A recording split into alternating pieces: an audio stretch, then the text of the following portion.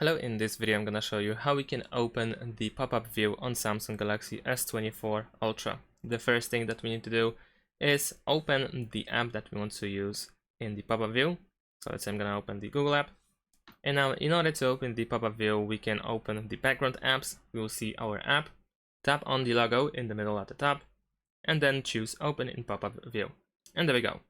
Now, in addition to that, we can also enable a gesture that allows you to swipe from the corner in order to open in pop-up view. So we're gonna open the settings, then scroll down and go to advanced features, go to multi-window, and over here you have swipe for pop-up view.